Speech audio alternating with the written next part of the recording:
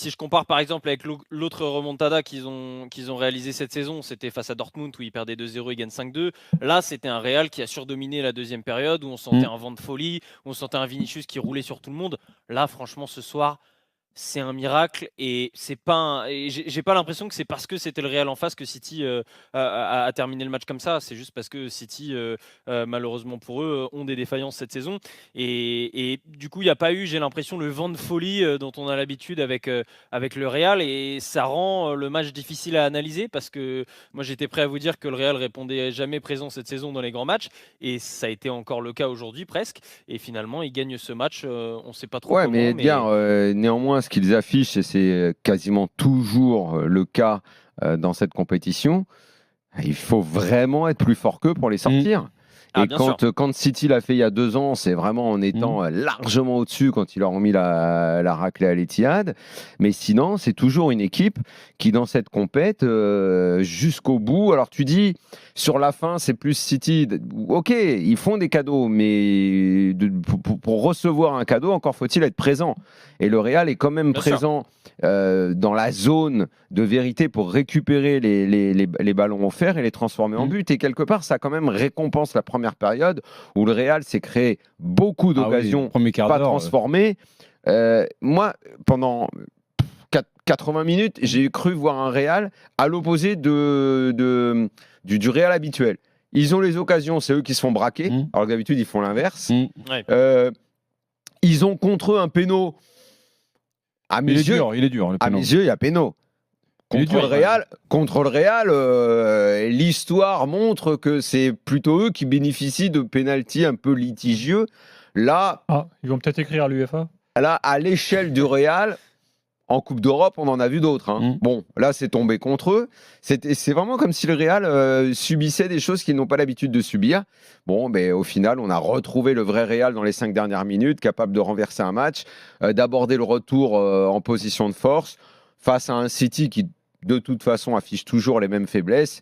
Évidemment qu'ils vont être à nouveau favoris pour être de nouveaux candidats dans cette compétition. On va continuer à dire qu'on ne comprend pas bien le jeu du Real, qu'on ne comprend pas bien leur tactique, qu'on ne sait pas trop de quelle façon ils jouent. C'est une sorte de...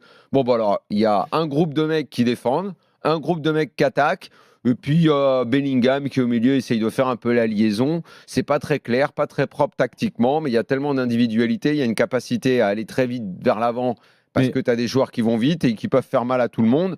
Est-ce que ce sera suffisant ? Très souvent, on a dit que c'était pas suffisant, puis ils gagnaient au final. Donc, Non, mais moi on j'ai évitera toujours les le sentiment, alors, pronostics je suis sur eux, quoi. d'accord, hein, ce qui a été dit, hein, ça n'a pas été un grand Real, mais j'ai toujours l'impression que dans cette compétition, il peut toujours tout se passer avec eux en fait. Ah ouais, bah oui. Même quand ils sont diminués, même tu as l'impression qu'ils ne dominent pas. Je me rappelle, c'était quand il y a 3 ans de ça, quand ils gagnent la Champions League et à chaque tour, quart, finale, demi-finale et finale, ils sont Ouais, pas, ils ont tellement gagné ces c'est dernières pas la années. meilleure Déjà équipe qui l'année gagne. dernière. Mais tu as toujours l'impression en fait qu'il y a quelque chose de particulier avec cette compétition, avec le Real. Julien, toi, tu as vu le City du. Ah, je crois que. Bon, je crois qu'il sera là dans 30 secondes. Bon, bah dit-on. Comme Si, d'hab. si, hein. Ça, c'est toujours Ah bah, génial. il a cassé Bon, le matériel, c'est- comme d'habitude. Il aura un problème de connexion. J'allais lui poser une question à Julien Laurence, mais. Bah tiens, on a la chance d'avoir Yanis qui était au stade et qui sort du stade, qui est avec nous au 32-16. Salut Yanis. Bonsoir messieurs, j'espère que Bonsoir. vous allez bien. Bon, déjà, raconte-nous un peu l'ambiance, là. C'était comment au stade à Manchester? Le stade à Manchester, l'Etihad Stadium, un sort de Ligue des Champions, c'est assez calme. Donc c'était pas une grosse ambiance. Mm. On sentait beaucoup de tension. Écoutez messieurs, première mi-temps, moi j'étais très content, surtout que j'ai retrouvé mon John Stones, le John Stones qui ouvre le jeu toute la première mi-temps. Il donne des très bons ballons, très bien placés. Mais malheureusement, cette année, City, ils n'ont pas 90 minutes dans les jambes. City, ça joue 45 minutes, 50 minutes, voire 1 heure grand max. Mais attends, Après, excuse-moi, mais tu les après, as y a vus plus bons dans la personne, première quoi. période, dans les premières 20 minutes, ils passent au bord de la Ouais, catastrophe une fois, 2 fois, mais 3 fois. les 15 premières minutes, il y a de l'intensité, ça joue, ça fait partie du jeu. On savait que le match, il allait être comme ça. Après, derrière, il y a eu du contrôle. Johnson, quand on voyait les sorties de balles qu'il faisait, c'était propre. Il y avait de l'intensité, il y avait des erreurs techniques. C'est un match de Ligue des Champions, tu joues contre le Real. Après, honnêtement, moi, j'étais au Parc des Princes. le PSG par exemple, au niveau de l'intensité physique, c'était impressionnant. Là, le Real, première mi-temps, le pressing, c'était pas extraordinaire. C'était ça se regardait, ça jouait, ça sortait les ballons, etc. Mais ça n'avait rien à voir avec l'intensité du PSG. Quand j'ai vu la première mi-temps, je me suis dit que si on continue comme ça, la deuxième, ça va très bien se passer. Malheureusement, la deuxième mi-temps, bah, on a l'impression que les jambes se sont coupées, il n'y avait plus rien. Alors moi, j'ai pas Donc, trouvé que sur la première période, City avait été dangereux ou réussissait à prendre en défaut le Real. J'ai plus vu un Real, moi, se créer des occasions. Il marque sur le premier tir d'ailleurs. Capable de prendre des situations de profondeur qui à chaque fois faisaient mal à City. Au moment où Haaland marque, ça ressemble à un braquage, quelque chose qui n'est pas habituel quand tu regardes Manchester City, pas cette année, mais les années d'avant où ils dominaient leur match, ils avaient toujours la main mise sur la rencontre. Là, ils subissent plutôt, ils marquent un but, un beau but d'ailleurs, mais bon, qui tombe un peu comme ça sur leur première vraie occasion. J'ai vu un petit City, j'ai pas vu un grand Real ce soir non plus. Moi, je n'ai pas été surpris de la performance de City. Hein. C'est le City qu'on voit depuis quasiment pas le début de saison, parce qu'ils avaient fait un bon début de saison, mais c'est à partir du mois d'octobre-novembre où ça a commencé vraiment à se compliquer les choses. Mais depuis, même s'il y a eu un regain au niveau des performances et des résultats ces derniers temps, ça reste une équipe très fragile sur le plan défensif. Et on a retrouvé Julien. Est-ce que tu nous entends, Julien? Ouais, très bien. Bon. Tu es d'accord avec... ou non, je vais dire d'accord avec Yanis, pas forcément, mais globalement, toi, qui vois tous les matchs de City, t'es pas vraiment surpris ce soir, j'imagine? Non, mais moi je suis plutôt d'accord avec Daniel qu'avec Yanis. Moi j'ai pas trouvé City bon ce soir. J'étais très déçu par la performance globale. Alors oui, quand ils marquent 2 buts, mais avant le penalty, ils ont un expected goal de 0,7 et ils se sont fait aussi trouer défensivement encore régulièrement. Le Real doit marquer au moins 4 buts aujourd'hui, voire 5. Et moi ça m'inquiète déjà parce que Stones a joué en sentinelle devant la défense parce que Nico Gonzalez était simplement sur le banc, il n'y a toujours pas Rodri, c'est le problème récurrent de la saison à City. De toute façon, ils sont trop exposés défensivement. Mais défensivement, ce soir, t'as surtout l'impression qu'ils sont cuits, ils avancent plus, il n'y a plus de jus dans cette équipe. Mais ça, l'intensité, on en a parlé. Ça, on sait on a l'impression qu'ils sont plus branchés, quoi. Les piles sont déchargées. Ouais, mais très franchement, si le Real est un tout petit peu plus efficace, ils leur mettent sans courir ce que le PSG leur a mis. Hein. Je suis moyennement d'accord, Daniel. Sans même forcer en plus. Je suis OK de dire que physiquement, tu as quand même des cadres qui sont sur le déclin. De Bruyne, franchement. De Bruyne, on le voit. Mais ça, tu peux compenser. 10 ans. Daniel, tu peux compenser ton déclin physique par une meilleure organisation. Et je trouve qu'il n'y a plus d'organisation dans le système de Guardiola. À la perte du ballon, c'est un gruyère sans nom. Ah oui, De Bruyne, j'ai envie de lui dire, viens, on arrête, quoi. Viens faire le consultant à l'after, on t'aime tellement. Moi, là, je peux pas le voir jouer comme ça, me fait de la peine, quoi. C'est pas le seul. Il balance des ballons devant. T'as aussi des joueurs qui ont été exceptionnels ces dernières années, qui sont méconnaissables. Et moi, je pense que l'organisation aussi est défaillante en dehors de l'aspect mental.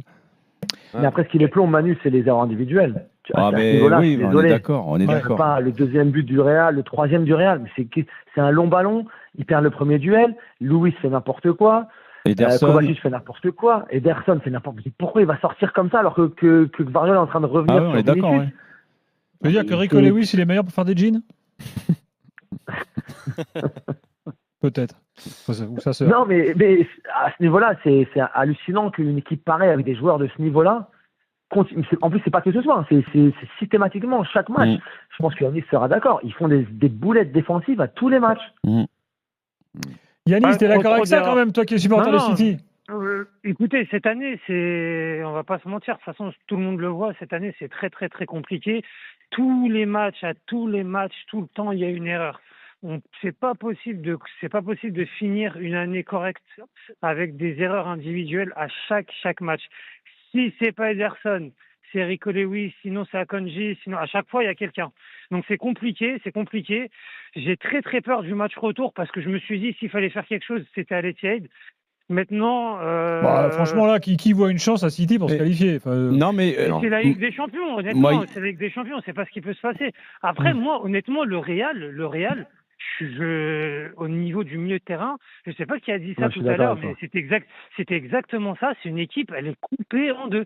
C'est-à-dire qu'il y a des mecs qui attaquent, il y a des mecs qui défendent. Milieu de terrain, au stade, j'expliquais ça tout à l'heure. T'as un mec qui essaye de faire la liaison, et puis après ça colmate à droite à gauche. C'est pour ça que c'est frustrant. Mais par contre, dès que Vinicius Vinicius, c'est vrai. Honnêtement, hein, c'est un joueur au niveau du comportement, je suis vraiment pas fan. Hein.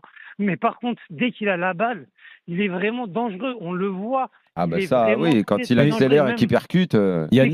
techniquement, c'est impressionnant, vraiment. Vu du Yanis, j'ai une question à Oui. vous poser.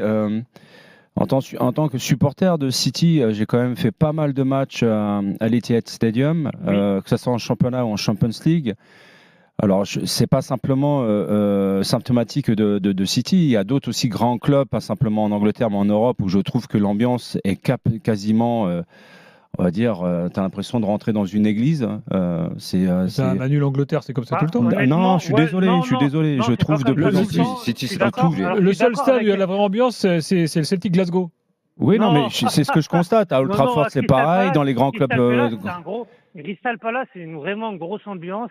À Ah oui, on est d'accord, parce que Crystal Palace, c'est le seul club à avoir des ultras en Angleterre. Ah ouais, non, c'est Et vraiment Julien vient un- de nous raconter que Rio Ferdinand au Parc des Princes, il est halluciné. Alors que nous, le Parc des Princes, tu as l'impression que c'est Il y a bien, la mais c'est pas... proximité du terrain aussi avec les tribunes. Ouais, C'est un ça ancien joue stade à énormément. l'anglaise. Non, mais moi, Après- c'est ce que je constate. Hein. Je l'ai constaté à maintes fois. Manu, tu as raison, c'est depuis 2 ans, c'est simple, depuis que City on a remporté la Ligue des Champions, depuis 2 ans, honnêtement, quand je vais au stade, il y a plus cette ferveur, il y a plus mais cette même ferveur, il y a plus ce cette ferveur-là. soutien avec l'équipe qui est en difficulté. On a besoin de ça sur le terrain, notamment en Angleterre. On sait que ça peut transcender les joueurs dans des moments difficiles. Et je trouve que, alors c'est pas une critique négative ce que je dis, mais l'embourgeoisement des supporters avec le palmarès des clubs ces dernières années est pour moi très préjudiciable. Yanis, merci beaucoup. Merci à bon vous, retour messieurs. et à très bientôt pour parler de City. Tu es le bienvenu quand Ciao. tu veux. Salut Yanis. On revient dans quelques instants. Il faut qu'on parle de Mbappé. On conclut ce match ensemble et ensuite ce sera bien sûr la victoire de Paris au programme face à Brest 32-16. N'oubliez pas, nous sommes là jusqu'à minuit 30 avant la libre antenne jusqu'à 1h30 du matin.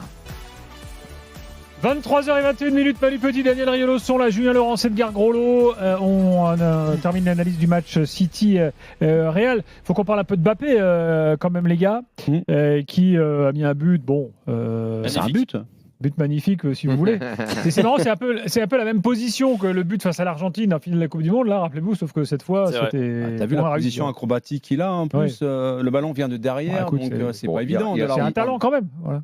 Il rate sa frappe, ça c'est clair. Il marque à un moment qui est important. Il est plutôt effacé dans le match, même s'il est au bout d'une très belle action quand il est bien lancé par Vinicius. Il est en tout cas, il est clairement en jambes. Ça n'a rien à voir avec le Mbappé du début de la saison. Il est quand il accélère, il en a une là quand il arrive sur le côté gauche. Ouais, bien lancé par Vinicius. Il a fait une Henry, il la met à chaque fois. Il y a Ederson aussi qui fait 2 parades. Sur cette action, il est hors jeu, je crois. Ah oui, il est hors jeu en plus. Sur cette action, il est hors jeu. T'as l'action où Ruben Dias vraiment se met devant lui pour, en gros, il indique je suis en train de me faire manger, il l'arrête. Donc il est en jambes, c'est pas un grand match, mais de toute façon, est-ce que le Real a fait un grand match? Est-ce que City a fait un grand match? Comme je disais tout à l'heure, malgré les buts, un grand match, il a quand même 3 grosses occasions. Ronronnant, dans lequel il a été correct sans plus, quoi. Et d'ailleurs, le fait qu'il mette un but comme ça, alors qu'il rate complètement sa frappe, c'est aussi le signe, la chance, la réussite d'un gars qui voilà, ça a tourné pour lui. Je pense pas qu'il y a 3 mois, il l'aurait mis au bout des tribunes de l'Etihad. Là, il a de la réussite qui le suit parce que c'est un joueur qui marque beaucoup en ce moment. 10e but en 9 matchs, mine de rien. Je pense que voilà, c'est aussi le signe que les choses tournent enfin. Je me souviens ce que tu avais dit, Manu. Manu, tu avais dit il y a quelques mois que s'il y avait un astéroïde qui tombait sur la planète, ça tomberait sur Mbappé. On n'en est plus là, quoi. Ah non, mais c'est le jour et la nuit. Il était tellement au fond du trou, il était dégommé par tout le monde. Mais il y a un gros plan dans ce match-là qui est pour moi très révélateur. On le voit lui avec Vinicius et Bellingham. Tous les trois sont sourire, mais un sourire sincère. On voit dans leurs yeux. C'est quelque chose que j'ai quasiment pas vu depuis le début de saison. La question qui se posera de toute façon, et je ne sais pas de quelle façon c'est abordé en Espagne, Edgar, mais le Real que tu vois ce soir, ou tactiquement. Je ne sais même pas. Est-ce que ça défend en 4-4-2 à un moment? Vinicius se resserre un peu à côté de Mbappé. Bellingham s'écarte. Quel rôle, à quelle place joue vraiment Bellingham? Bref, on a compris que de toute façon, on a dit à Ancelotti, toi, tu vas me manager ça.